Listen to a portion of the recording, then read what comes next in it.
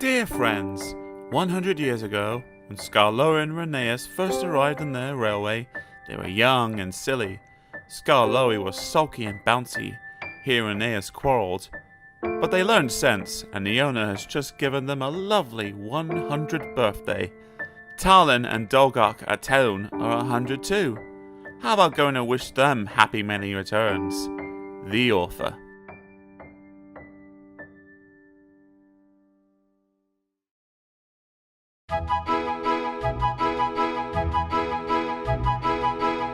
The Railway Series.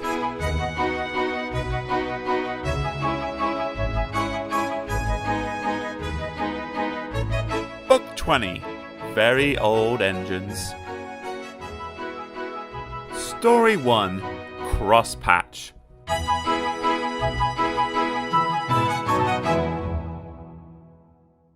Skarloey made a face.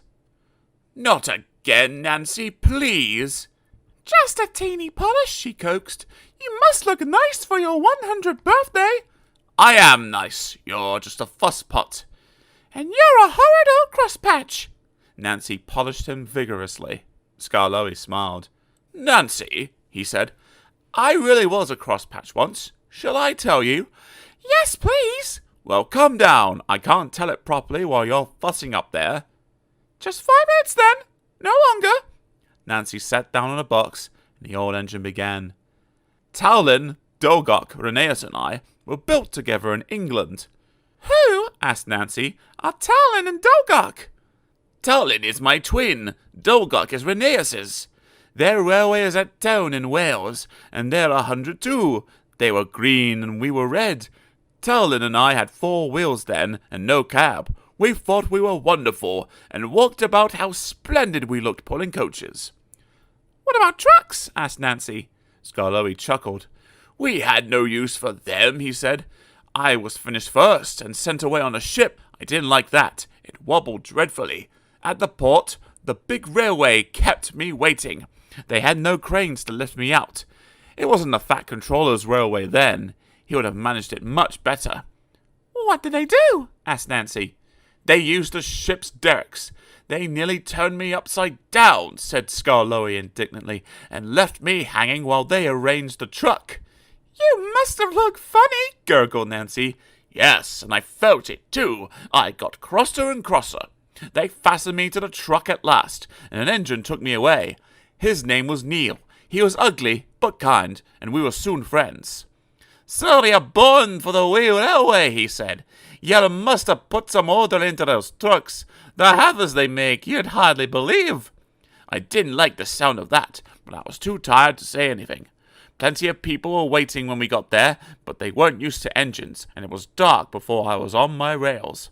Then they left me, lonely and unhappy, and wishing Rheneas would come. Trucks were everywhere next morning. Suddenly, with a rattle and a roar, a train of loaded ones came in. I was surprised. There's no engine, I said. A workman laughed. They came down by gravity, he said. The empty ones need pulling up, though. That's why you've come. But can't they go up by whatever it was you said? Gravity only brings things down. We need horses or engines like you to pull them up. What? Do I have to pull trucks? Of course. I won't. I want coaches. He just laughed and walked away. Soon Mr. Mac, the manager, arrived with some men. He showed them my parts from a book. We're going to steam you, Skarloey, he said. Can I pull coaches, sir? No, certainly not. I gave him such a look. They didn't understand engines, so it was easy. My fire wouldn't burn, and I made no steam. I just blew smoke at them. They called me bad names, but I didn't care. Next day they tried again, and the next, and the next. I just gave them my look, and wouldn't do a thing. At last the manager said, "Very well, be a crosspatch, but we're not going to look at your sulky face all day. We'll cover you up and leave you till you're a better engine." "They did too," chuckled Skarloey. "They fetched a big tarpaulin and covered me right up. I didn't like that at all." "I think it served you right," said Nancy severely. "Never mind her, Skarloey. Please tell us what happened next." Nancy turned in surprised. A group of people had quietly come up to listen while Skarloey was telling her his story.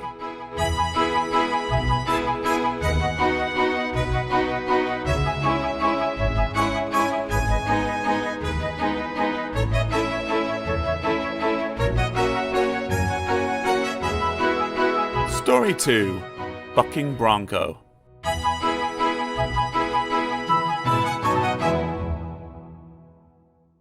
"I was lonely and miserable," Skarloey continued, "till at last the manager came. 'I hope now that you're a better engine.' 'Yes, sir. Please, sir. Because I've asked Mr. Bobbie to come and look after you.' Mr. Bobbie had helped to build me in England. I liked him, so we soon had steam up. 'Come on, Skarloey,' he said. 'We must help the workmen finish the line before the inspector comes.' I didn't mind pulling trucks with Mr. Bobbie, and we worked so hard that by the time Rheneas arrived, the line was ready. Rheneas never got so excited and bouncy as I did. He worked without hurry or fuss. Trucks often played tricks on me to make me cross, but they soon found that teasing Rheneas was a mistake. He was shunting one day when I came alongside. I was excited. 'I'm pulling the director's train,' I said, 'and taking the inspector tomorrow. Think of that.' Rheneas pondered. 'You'll mind your bucks and bounces then, Skarloey,' he said at last. 'The directors won't like them.' 'Pooh!' I snorted, and bounced away to fetch the coaches. 'Peep, peep,' I whistled. 'Hello, girls.' 'Who is it?' Agnes's deep voice echoed from the back of the shed. 'It's an engine,' whispered Beatrice, the guard's van. 'He's come to take us out.' 'Beware of strange engines,' warned Agnes. 'We must be on our guard.' 'Our guard has just come,' giggled Beatrice. Jemima and Ruth, the other coaches, sighed with relief. I pulled them all happily to the station. Agnes, still suspicious, kept muttering, 'Be on your guard, be on your guard.' But I was too excited to listen. It might have been better if I had. I was sizzling with excitement as I ran round and back down on Agnes. 'It's fun, I chortled. 'You may look harmless,' she whispered, 'but we'll watch you. We'll watch you.' She took me quite aback, but even Agnes couldn't complain about our upward journey. We stopped at every station, and the directors got out to admire the arrangements. Everything went well. I forgot about Agnes, and the manager, smiling, joined us on the footplate for the journey home. 'It looks so easy, Mr. Bobbie,' he said, as we rolled round gently down. 'Can I drive him, please?' 'We are running nicely. First rate, I hissed happily, gaining speed, and all unknowingly I began to bounce. The manager, alarmed, closed my regulator, too quickly and too much. Agnes's buffers clashed. 'He's playing tricks! Bump him, girls! Bump him!' They surged against me, urging me on. I bounced and lurched. I couldn't help it. The manager lost his footing, grabbed wildly for a hand rod, and disappeared. 'Beep, beep, beep! Brakes, guard, please!' Mr. Bobbie seized my controls, stopped the train, and looked back. 2 legs waved wildly from a bush. The manager was unhurt, but very cross. 'I'll not ride that bucking bronco again,' he said. He sat in Beatrice for the rest of the journey. The directors complained they had been badly shaken. They said it was my fault.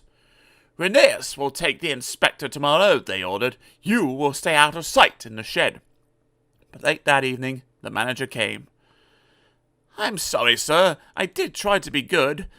It wasn't your fault, Skarloey. I'm sorry I was cross. We must do what the directors say now, but I'll make it up to you later.' The inspector was pleased with Rheneas. 'You've done very well,' he said kindly, 'for a new engine.' He told the directors about some improvements which were needed. 'But,' he went on the whole, your arrangements are good.' He came to see me, and the directors told him what they thought had happened.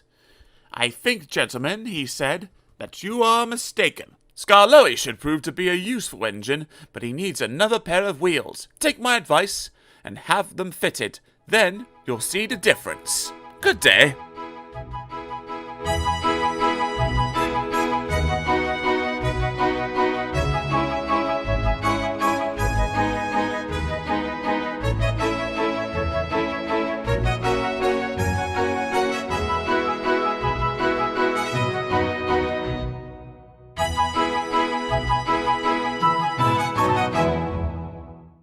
The manager was as good as his word, Skarloey continued. I came from the works with 6 wheels and a cab. A cab is the latest thing for engines, he told me. I hope it will cheer you up after your disappointment. Rheneas chuckled. It cheered him up too much, and those silly coaches made him worse. Such a handsome engine, they tittered. 6 wheels and a cab? So distinguished, my dears. It's a pleasure to see him. He soon got too big for his wheels. Skarloey smiled woefully. I did too, he said. Go on, Rheneas. He boasted about his cab till I was tired, said Rheneas. You should get one like me and be up to date, he would say. No, thank you. You look like a snail on that horse on your back. You don't go much faster either. Slow am I? Let me tell you. Who was late 3 times last week? Oh, it's no use talking. You're just an old stick in the mud.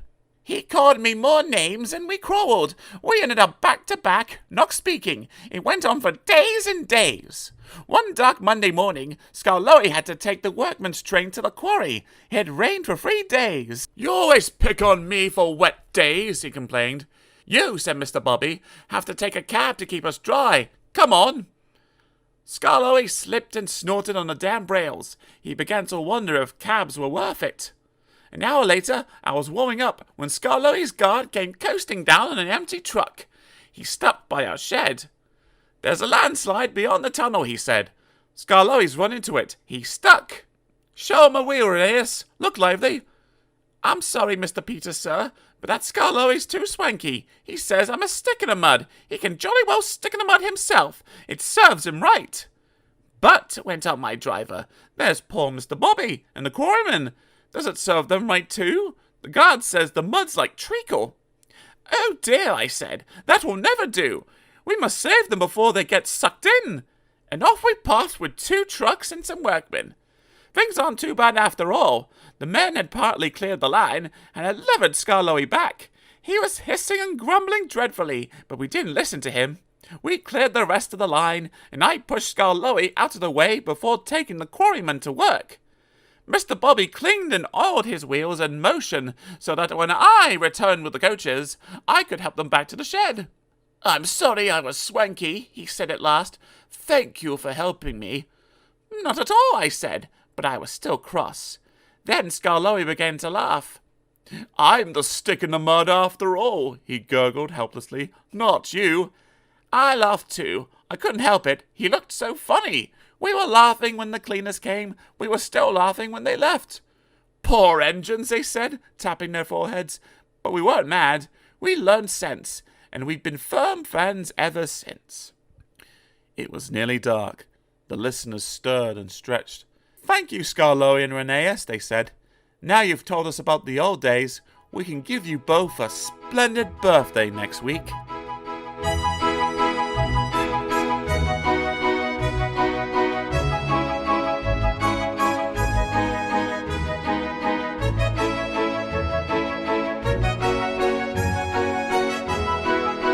Story 4. Duck and Dukes.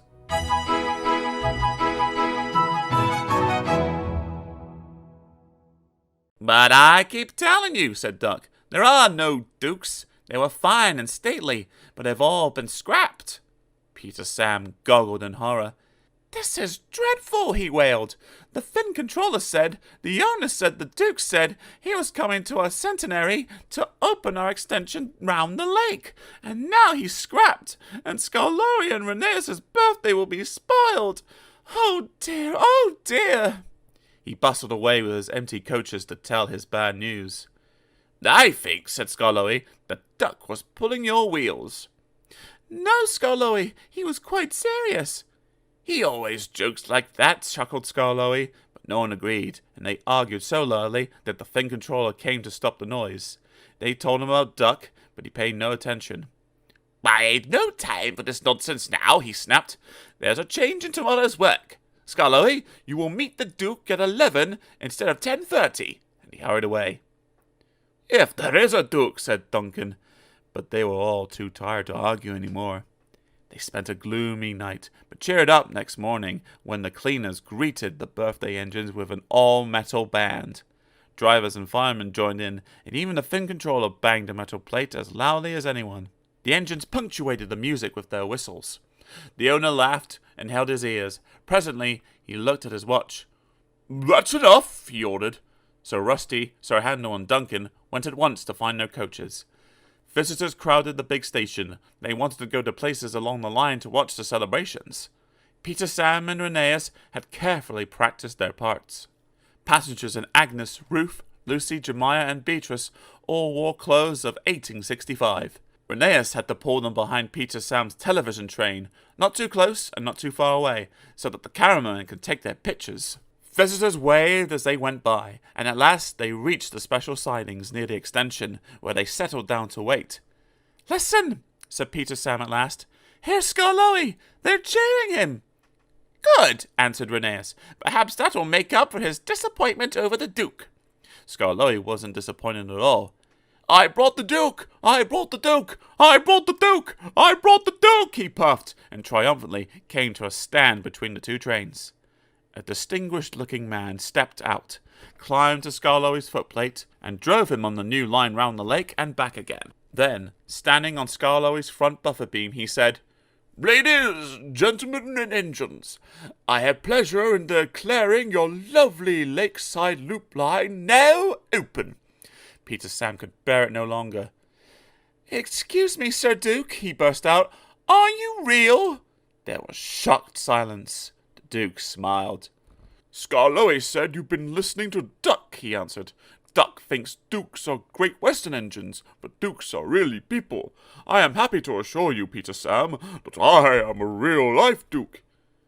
"I'll give Duck Dukes," muttered Peter Sam, but he was sternly hushed. The Duke turned to the owner. "I congratulate you, sir, on your remarkable railway. It must be a record indeed to have 2 locomotives in regular service, and both 100 years old. Long life, then, and good running to Skarloey and Rheneas, your famous old engines." The cheering and clapping died away. "Speech!" shouted someone, and the cry was taken up. "Go on, Rheneas," whispered the owner, so rather nervously the old engine began. "Thank you, your grace, and everyone for your kind wishes. You've given us both a lovely 100th birthday. But your grace, Skarloey and I aren't the only record engines. We've got twin brothers. Talyllyn and Dolgoch were built at the same time as us, so they are 100 too, and they're still at work. Their railway's at town in Wales. Please go and see them, your grace, and everyone, and wish them many happy returns from Skarloey and Rheneas. They're little old twins."